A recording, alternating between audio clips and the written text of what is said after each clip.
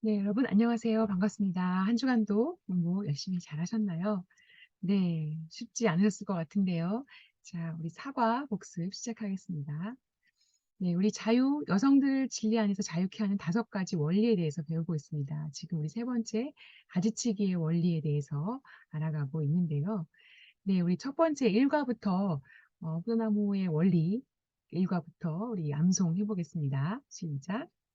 나는 포도나무요, 너희는 가지라. 그가 내 안에, 내가 그 안에 있으면 사람이 열매를 많이 맺나니 나를 떠나서는 너희가 아무것도 할 수 없음이라.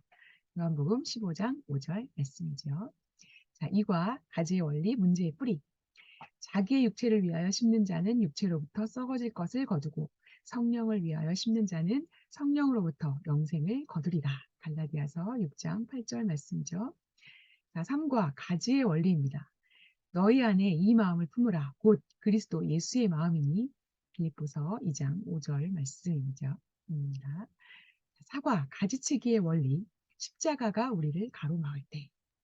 내가 그리스도와 함께 십자가에 못 박혔나니 그런즉 이제는 내가 사는 것이 아니요 오직 내 안에 그리스도께서 사시는 것이라. 이제 내가 육체 가운데 사는 것은 나를 사랑하사 나를 위하여 자기 자신을 버리신 하나님의 아들을 믿는 믿음 안에서 사는 것이라. 갈라디아서 2장 20절 말씀이었습니다.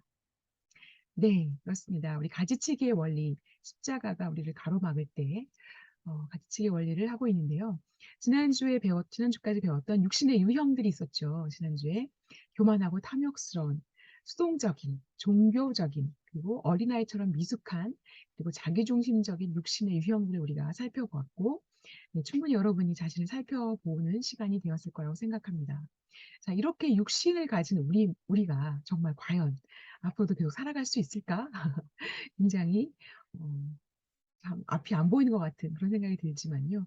우리가 이렇게 승리하고 자유를 얻을 수 있도록 미리 치료 방법을 준비해 두셨습니다.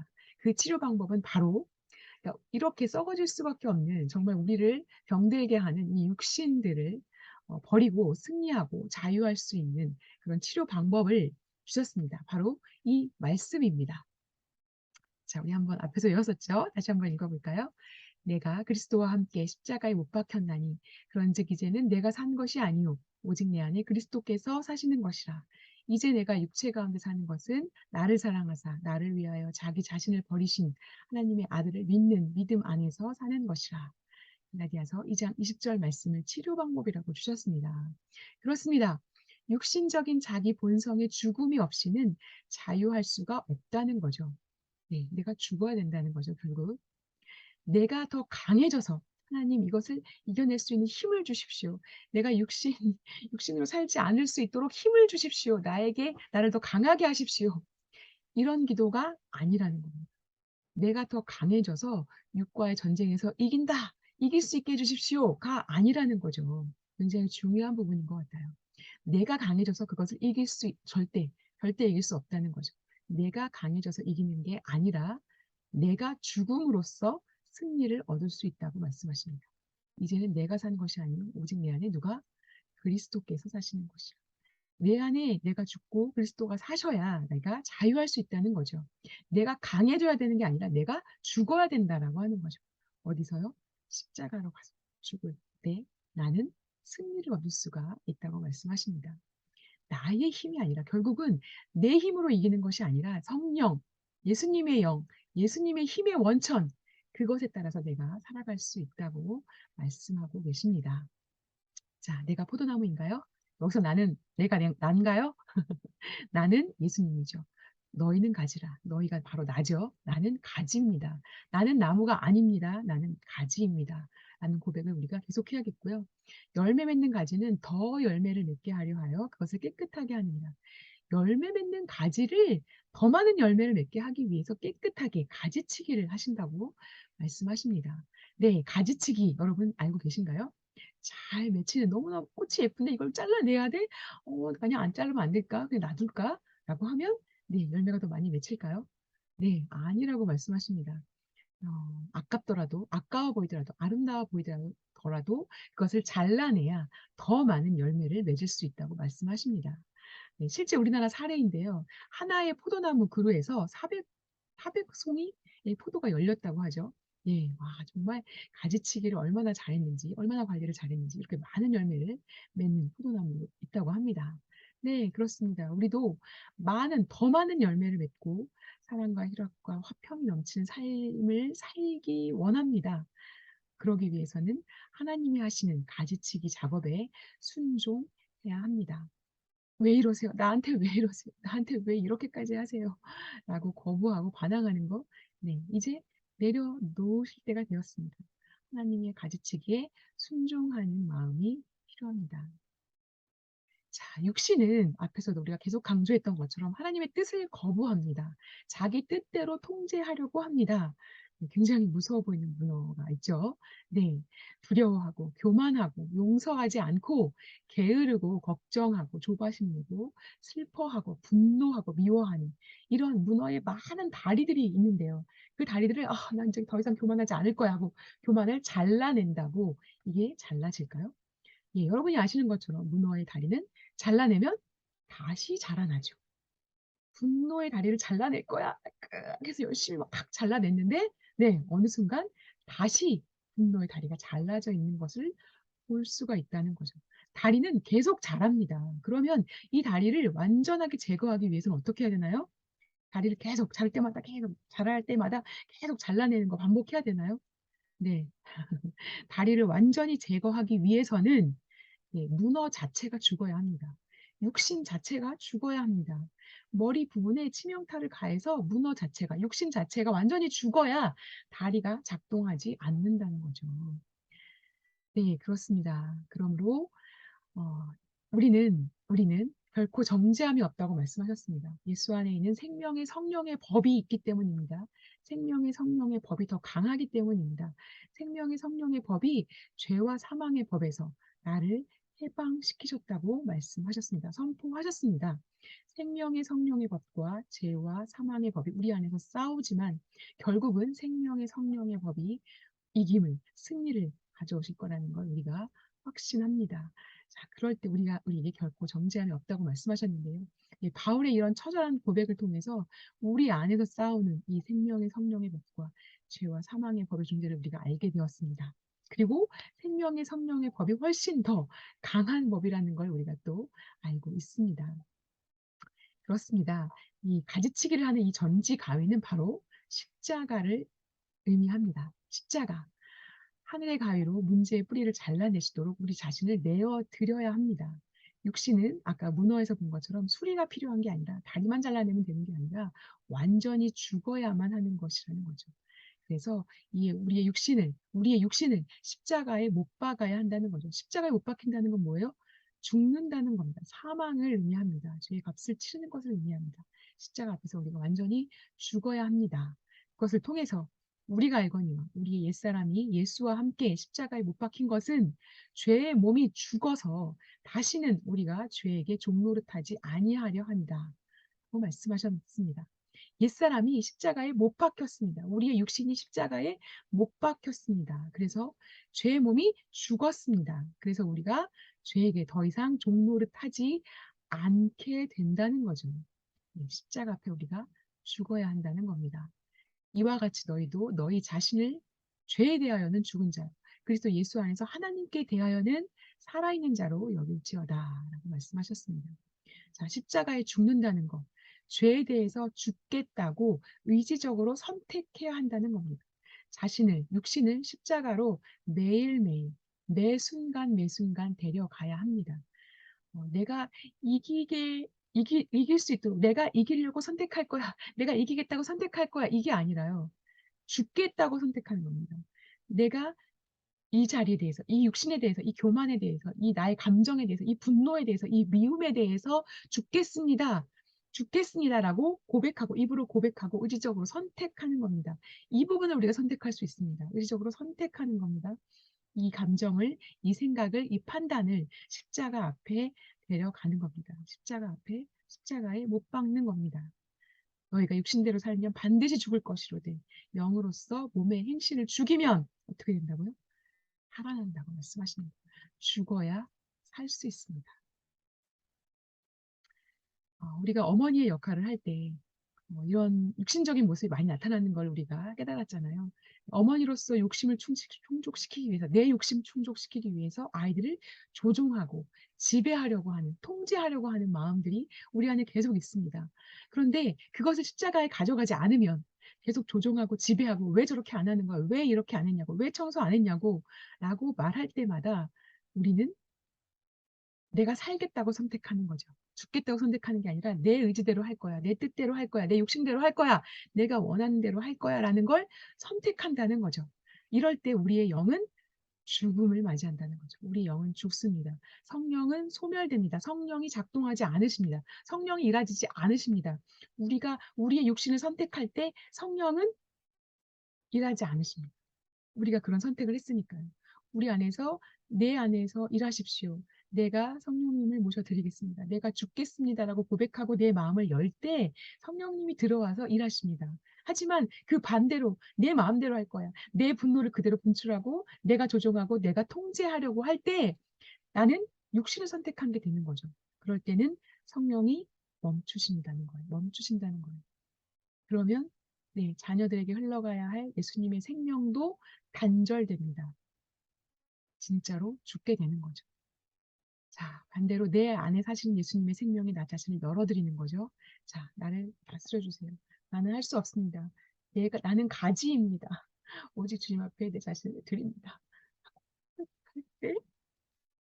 그리고 그분이 나를 통해서 자녀들을 인도하고 가르치도록 내어드릴 때 내가 하는 것이 아니라 왜 그렇게 해서 내 감정과 내가 드는 생각으로 그대로 말해버릴 때 나는 육신 선택하는 거지만 그렇게 선택하지 않고 나를 통해서 일하십시오. 하나님이 하십시오. 예수님이 나 대신 하십시오. 나는 놓겠습니다. 나는 죽겠습니다. 이렇게 내어드릴 때 바로 생명의 샘물이 성령님이 일하시고 생명의 선물이 샘물이 자녀들에게 흘러 들어가게 되는 겁니다. 이것이 바로 진정한 자유라고 말씀하십니다. 십자가는 믿는 자들의 삶 가운데서 지속적으로 역사하시는 하나의 원리라고 말하고 있습니다. 십자가에 못 박힌 원리는 자아 본성, 육신에 대해서 죽는다는 것을 의미합니다. 십자가 못 박히는 건 내가 죽는다는 겁니다. 내 육신이, 내 자아의 본성이 죽는 것을 의미합니다. 이것은 그리스도 예수 안에서 약속으로 받은 자유를 얻기 위한 반드시 중요한 필요한 과정이라고 말씀하고 계십니다. 자, 십자가가 우리를 가로막을 때, 십자가가 우리 앞에 설 때, 정말 너무 화가 나서 내가 정말 이거를 막 뱉으려고 할 때, 정말 괜찮을까? 라는 생각이 가끔 드시죠? 이렇게 말해도 되는 걸까? 괜찮을까? 라고 생각이 될 때 십자가가 우리를 가로막는 거라고 보시면 됩니다. 성령님이 우리에게 말씀하십니다. 정말 그거 선택할 거야? 그렇게 할 거야? 라고 우리에게 물으십니다. 십자가가 우리를 가로막는 건 우리 안에 하나님이 양심을 통해서 말씀하시는 것 수도 있습니다. 또 실제로 성경 말씀을 통해 말씀하시기도 합니다. 찬양을 통해 기도 안에서 하나님이 말씀하십니다. 어떻게 할래? 육신을 쫓아 살까요? 육신에 대해서 죽을까요? 이 선택은 지금 내가 할 수 있습니다. 내가 해야 합니다. 내게 사는 것이 그리스도니 죽는 것도 유익함이라. 내가 죽는 게 더 유익한 거야. 내가 죽을 때 사는 거야. 이렇게 이 진리의 말씀을 잊지 않고 우리가 내 육신에 대해서 죽겠습니다. 라고 선택할 때 우리는 살 수 있다는 거죠. 육신을 쫓아 살 것인지, 내 마음대로 하고 살 것인지, 내가 화날 때 화내고, 내가 판단되는 거 그때그때 말하고, 네, 마음에 들지 않는 거 이렇게 하라고 통제하는 것. 네, 내가 속에 있는 거 쌓아두지 않고 말해서 더 시원하다고 생각할 수도 있어요. 하지만 아까 앞에서 봤던 것처럼 그것은 나의 영적인 죽음의 상태를 부릅니다. 예수님의 생명이 단절됩니다. 성령이 소멸되는 거라고 말씀하십니다. 육신에 대해서 죽는다는 건 네, 성령님이 오시도록 내 마음을 여는 것입니다. 내가 죽겠습니다. 나에게 오십시오. 나 대신 일하십시오. 나는 죽겠습니다. 예수님의 생명이 나에게 오도록 말씀하는 것입니다. 고백하는 겁니다. 그것이 나의 선택입니다. 자, 선택에 있어서 이런 그림도 한번 봤었죠. 지금 내가 머물러 있는 것, 육신의 모습으로, 육신의 생각으로, 육신의 판단으로, 육신의 감정을 가지고 있는 이 상태에 안전한 절벽 위라고 볼 수 있습니다. 오히려 익숙하기 때문에 편안하고 친숙합니다. 여기서 가끔 사랑도 받고 인정도 받습니다. 물론 고갈함을 느끼지만, 물론 부족하다고 끊임없이 느끼지만 여기가 더 안전해 보입니다. 자, 그런데 통제력을, 내가 통제할 수 있는 것을 벗어나서 내가 죽는다고요? 통제력을 상실하는 이 바다로 내가 뛰어들 수 있을까요? 자, 이 뛰어들 수 없을 것 같은 상황에서 내가 떨어져서 죽으면 어떡해? 진짜로 난 아무것도 안 남으면 어떡해? 나는 아무것도 아니게 되는 거 아닐까? 내가 이렇게 바보같이 아무 말도 못하면 나는 정말 무가치한 존재가 되는 게 아닐까? 우리가 절망을 생각하고 절망을 내다보게 되기도 하지요. 하지만 하나님은 우리의 밧줄이 되어 주신다고 하셨습니다. 우리가 떨어질 때 그냥 혼자 떨어지게 놔두지 않으신다고 말씀하십니다. 내가 결코 너를 버리지 아니하고 너를 떠나지 아니하리라고 말씀하십니다. 우리는 앞에서처럼 똑같이 선택해야 합니다. 십자가가 우리를 가로막을 때 선택해야 하는 것처럼 우리도 이 절벽 위에서 뛰어내릴 것인지 계속 머물러 있을 것인지 하나님 품으로 갈 것인지 아니면 그냥 살던 대로 육신의 모습대로 내가 원하는 대로 살 것인지 우리는 선택해야 합니다. 선택의 결과는 여러분 아시는 바와 같습니다. 자, 어떻게 하시겠습니까? 자기 목숨을 얻는 자는 잃을 것이요 나를 위하여 자기 목숨을 잃는 자는 얻으리라. 너무나 아이러니한 말씀을 하고 계십니다. 너무나 말도 안 되는 얘기인 것 같은 말씀을 하고 계십니다. 십자가에 내 자신을 내려놓으면 진정한 삶을 얻는다고 말씀하십니다. 내 의지를 죽이는 것에서부터 시작한다고 말씀하십니다. 자, 여기서 뛰어내린다는 건 하나님의 품을 향해 뛰어내리는 겁니다. 내 생각과 의지와 판단을 버리고 내 의지를 죽이고 내 본성과 내 자아와 내 육신을 십자가에 못 박고 하나님 품으로 뛰어내리는 겁니다. 하나님이 하십시오. 하나님이 하십니다라고 고백하고 선포하며 하나님 품에 내 의지를 포기하는 것입니다. 내 의지를 포기하는 것, 성령님이 들어오시도록 내 마음을 여는 것입니다. 이럴 때 진정한 자유를 누릴 수 있다고 말씀하십니다. 내려놓으십시오. 십자가로 가져가십시오. 십자가 안에서 회복과 치유, 그리고 온전함과 용서를 경험하게 되실 것입니다. 이렇게 십자가로 우리가 나아가는 것은 이기적인 본성을 가지고 이런 이기적인 육신을 가지고 십자가 앞에서 계속 죽는 이 상황은 딱 한 번만 해서 되는 게 아니라 네, 하나님을 온전히 알고 싶어 하는 모든 신앙인이 매일매일 평생 계속해야 하는 생활 방식이라는 것입니다. 그러니까 내 육신을 십자가 앞에 가져 나가는 것은 딱 한 번 하면 끝. 이제 나는 계속 이렇게 있는 거야가 아니라 매일매일, 매 순간, 매 순간, 모든 생각 가운데에서 내가 십자가 앞으로, 십자가 앞으로, 십자가 앞으로, 십자가 앞에서 죽는 이런 생활 방식이 되어야 한다는 겁니다. 예수님이 말씀하십니다. 아무든지 나를 따라오려거든 자기를 부인하고 날마다 제 십자가를 지고 나를 따를 것이니라. 제 십자가를 지고 날마다 따를 거라고 따라야 한다고 말씀하고 계시죠. 예수님도 이런 경험이 있으셨습니다. 예수님도 피하고 싶었지만 나의 원대로 하지 마시고 아버지의 원대로 하십시오라고 고백하시는 것을 볼 수가 있죠. 내 뜻대로 하고 싶지만 이렇게 포기하는 게 너무 힘들지만 나의 뜻대로 하지 마시고 아버지의 원대로 하나님의 뜻대로 나를 사용하십시오라고 고백하는 기도가 우리에게 필요합니다. 자, 십자가의 실천입니다. 삶의 모든 영역에서 십자가의 원리가 적용이 됩니다. 누구에게만, 자녀에게만, 남편에게만, 이 사람에게만 적용되는 게 아닙니다. 사실은 모든 관계, 우리가 이 땅에 살아가는 모든 관계 가운데 십자가의 능력이 나타나야 하는 것인데요.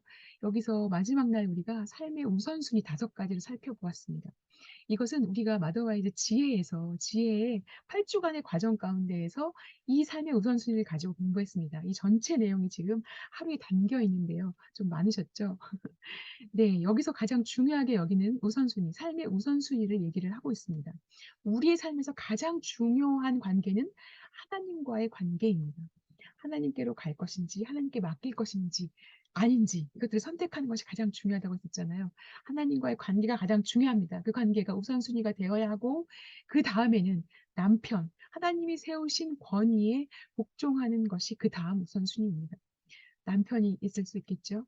또 우리 조직의 리더일 수도 있습니다. 하나님이 세우신 권위라고 하나님의 세우신 것이라고 믿고 그 권위에 순종하는 겁니다. 남편이 훌륭해서 섬기면 더 좋겠죠. 하지만 남편이 훌륭하기 때문에, 남편이 본받을 만해서, 남편이 정말 내가 원하는 걸 말해주기 때문에 남편에게 순종하는 것이 아니라, 남편이라는 분을 하나님이 세우셨다고 믿기 때문에 하나님의 권위에 순종하는 것입니다. 결국은 남편이 아니라 하나님의 권위에 순종하는 것이 됩니다. 눈으로 보이는 남편에게 하나님에게 순종하는 모습을 보이는 것입니다. 네, 남편에게 순종하십시오. 세 번째는 자녀와의 관계입니다. 자녀에게 우리가 주어야 할 세 가지 선물이 나오죠. 무조건적인 사랑이죠. 단호하고 공정한 훈육, 그리고 하나님의 말씀을 먹여야 합니다. 이 하나님의 말씀의 선물은 무조건적인 사랑과 단호하고 공정한 훈육이 이루어질 때 가능합니다. 그렇기 때문에 이 앞의 것들이 먼저 진행이 되어야 합니다. 하나님의 말씀만 먹이려고 아이들 입을 막 억지로 벌리면 절대 들어가지 않습니다. 아이들은 다 토해낼 겁니다. 그렇기 때문에 무조건 사랑적인 사랑이 먼저입니다. 이 사랑을 하려면 우리가 어떻게 해야 되죠? 네. 하나님의 관계 가운데 하나님께 붙어서 하나님의 생명을 공급받아야 무조건적인 사랑이 가능합니다.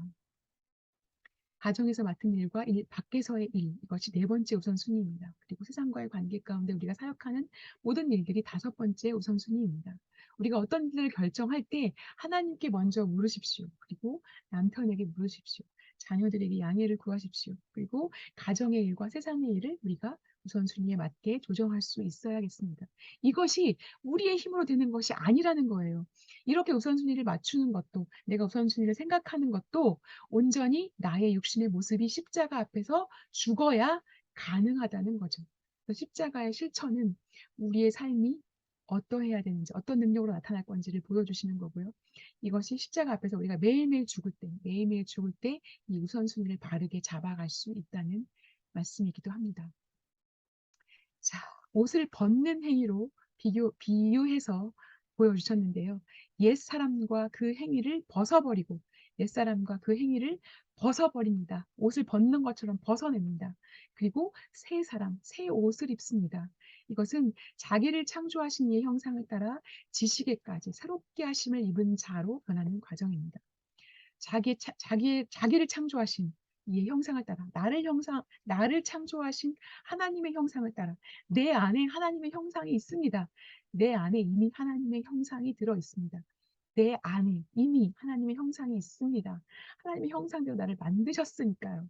그 형상이 나의 육신의 모습 때문에 계속 가려집니다. 없는 것처럼 열려집니다. 하지만 이 육신을 벗을 때 하나님의 형상이 드러나고 우리가 아는 모든 것들에 있어서도 새롭게 하심을 입은 자로 새롭게 태어나게 된다는 말씀이죠. 자, 그리고 우리가 실천해야 할 가장 중요한 부분이 있습니다. 바로 사랑인데요. 우리가 형제를 사랑함으로 사망에서 옮겨 생명으로 들어간 줄 알거니와 사랑하지 아니하는 자는 사망에 머물러 있느니라. 사랑하지 않으면 죽어 있다는 거죠. 형제를 미워하는 자마다 살인하는 자다. 살인하는 자마다 영생이 그 속에 있지 않다. 이렇게 말하고 계십니다. 자, 어떻게 생각하십니까? 어떻게 들리십니까? 어떤 말씀으로 들리십니까? 사랑하지 아니하는 자는 사망에 머물러 있다. 형제를 미워하는 자마다 살인하는 자다.